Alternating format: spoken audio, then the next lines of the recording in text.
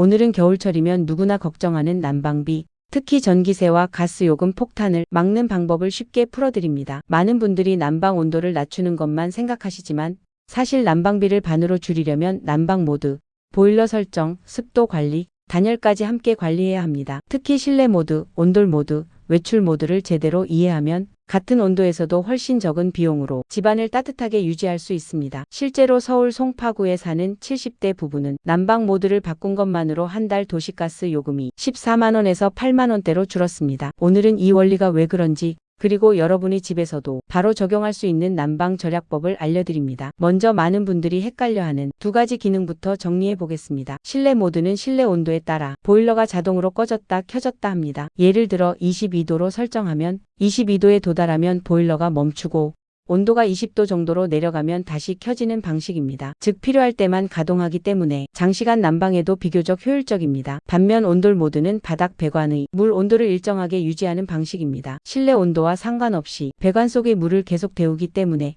바닥 난방은 좋아 보여도 에너지 소모는 상당히 커질 수 있습니다. 실제로 용인에 사는 한 가정은 바닥이 차갑다는 이유로 온돌 모드를 계속 사용했는데 도시가스 요금이 평소의 2배 가까이 올랐습니다. 검사 결과 온수순환이 24시간 유지되는 온돌 설정 때문이었습니다. 정리하면 다음과 같습니다. 평소에는 실내 모드가 기본, 발바닥이 너무 차가운 집이라면 필요한 시간에만 온돌 모드를 짧게 사용, 취침 전 온돌 모드를 잠깐 켜고 다시 실내 모드로 전환하면 가장 경제적. 이처럼 실내 모드와 온돌 모드는 작동 방식 자체가 다르기 때문에 어떤 상황에서 어떤 모드를 선택하느냐에 따라 난방비 차이가 크게 날 수 있습니다. 그런데 많은 분들이 또 하나 많이 사용하는 기능이 바로 외출 모드입니다. 겉보기엔 난방을 줄이는 것 같지만 이 기능도 잘못 사용하면 오히려 비용이 더 늘어날 수 있습니다. 이어서 외출 모드를 언제 써야 가장 경제적인지 바로 살펴보겠습니다. 외출 모드는 집을 비우니까 난방 줄이자라는 생각으로 많이 사용하시는데 사실상 12시간 이상 집을 비울 때만 효과적입니다. 외출 모드는 보일러를 완전히 끄는 게 아니라 배관 동파 방지를 위해 약하게 유지하는 기능입니다. 문제는 외출 후 집으로 돌아와 보일러를 다시 가동할 때입니다. 완전히 식은 보일러를 다시 데우는데 많은 연료가 사용되기 때문에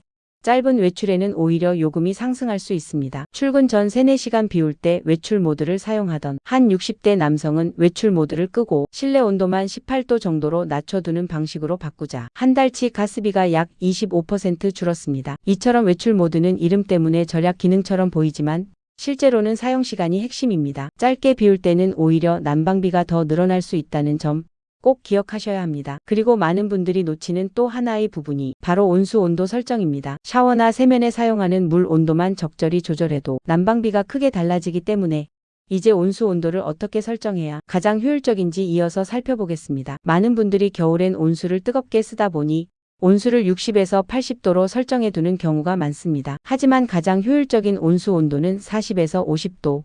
즉 미지근하게 느껴지는 정도입니다. 온수를 너무 높게 설정하면 두 가지 문제가 생깁니다. 첫째, 온수를 데우는데 필요한 에너지가 급증합니다. 둘째, 난방 겸 온수 겸용 보일러의 경우 난방 작동에도 영향을 주어 전체 소모량이 커집니다. 실제로 부산에서 거주하는 한 50대 가정은 겨울철 온수를 65도로 맞춰놓고 샤워를 했는데 온수 온도를 48도로 낮춘 뒤 한 달 도시가스 요금이 약 30% 감소했습니다. 또한 뜨거운 물을 자주 사용하면 피부 장벽이 약해질 수 있기 때문에 난방비 절감과 피부 건강을 위해서도 미지근한 온수 사용이 좋습니다. 온수 온도처럼 보일러 설정만 조금 바꿔도 난방비에 큰 차이가 나는 이유는 결국 집안의 열이 얼마나 효율적으로 유지되느냐에 달려 있습니다. 그런데 보일러를 아무리 알맞게 설정해도 따뜻한 공기가 금방 빠져나가면 난방비는 계속 올라갈 수밖에 없습니다. 그래서 이제는 난방 효율을 결정짓는 또 다른 핵심 요소, 바로 단열과 습도 관리에 대해 이어서 설명드리겠습니다. 보일러 설정만 잘해도 어느 정도 난방비를 줄일 수 있지만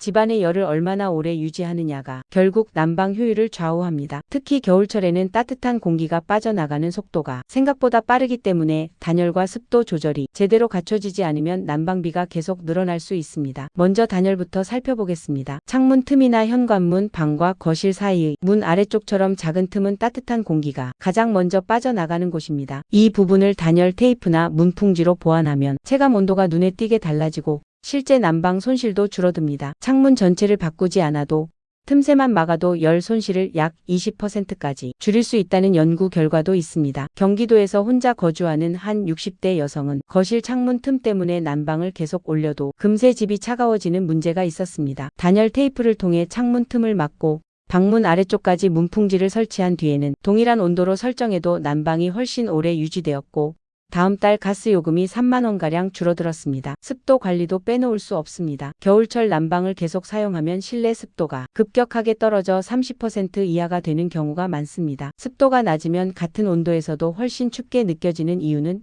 건조한 공기가 피부에서 열을 더 빠르게 빼앗아가기 때문입니다. 반대로 습도가 40에서 60% 수준으로 유지되면 난방 온도를 1도에서 2도 정도 낮춰도 체감 온도는 크게 차이가 나지 않습니다. 습도를 올리는 방법은 어렵지 않습니다. 가습기를 사용해도 되고 가습기가 없다면 젖은 수건을 널어두거나 실내 빨래를 활용해도 충분히 효과가 나타납니다. 또한 집안에 화분이 있다면 자연적인 증발 작용으로 실내 습도 유지에 도움이 됩니다. 결국 난방비 절감은 보일러 설정만으로 해결되는 문제가 아닙니다. 집안의 단열 상태와 습도가 적절하게 유지될 때 비로소 난방 효율이 높아지고 적은 비용으로도 따뜻함을 오래 유지할 수 있습니다. 따뜻한 공기를 오래 머물게 하는 환경을 만드는 것이 겨울 난방비를 줄이는데 가장 중요한 핵심 요소입니다. 지금까지 살펴본 보일러 모드 선택, 온수 온도 설정, 단열 보완, 습도 유지 이 네 가지는 개별적으로도 효과가 있지만 함께 실천할 때 난방비 절감 효과가 가장 크게 나타납니다. 겨울철에는 난방비가 매달 고정적으로 지출되기 때문에 작은 변화만으로도 집안의 비용 구조가 크게 달라집니다. 많은 가정에서 난방비가 많이 나오는 이유는 보일러 자체의 문제라기보다 보일러의 작동 원리를 충분히 이해하지 못하고 사용하기 때문입니다. 예를 들어 실내 모드와 온돌 모드의 차이를 알지 못한 채 바닥 난방을 계속 켜두거나 짧은 외출에도 외출 모드를 사용해 오히려 연료 소모가 더 늘어나는 경우가 흔합니다. 또 온수를 과도하게 뜨겁게 설정하거나 실내 틈새 단열을 하지 않아 따뜻한 공기가 쉽게 빠져나가는 문제도 자주 발견됩니다. 이번 겨울 난방을 어떻게 하면 더 따뜻하고 더 경제적으로 유지할 수 있을지 고민하신다면 오늘 설명드린 4가지 원칙을 하나씩 실천해 보시길 바랍니다. 모드 선택, 온수 조절, 단열, 습도 관리 이 4가지가 동시에 잘 작동할 때 난방비 절감뿐 아니라 실내 환경의 쾌적함까지 동시에 얻을 수 있습니다. 겨울은 길고 난방은 매일 필요한 만큼 생활 속에서 조금만 신경 쓰는 습관이 결과적으로 가장 큰 변화를 만들어냅니다. 따뜻함을 오래 유지하면서도 부담을 줄이고 싶은 분들께 오늘의 내용이 도움이 되길 바랍니다. 난방비는 한번 올라가면 쉽게 줄이기 어렵지만 오늘 소개한 몇 가지 원칙만 실천해도 부담을 크게 줄일 수 있습니다. 무엇보다 중요한 것은 불필요한 에너지 낭비를 줄이면서도 생활의 편안함을 지키는 현명한 습관을 만드는 것입니다. 앞으로도 일상에서 바로 적용할 수 있는 건강 정보와 생활 지혜를 꾸준히 전해드리겠습니다. 여러분의 겨울이 더 따뜻하고 안전하길 바랍니다. 함께 해주셔서 감사합니다.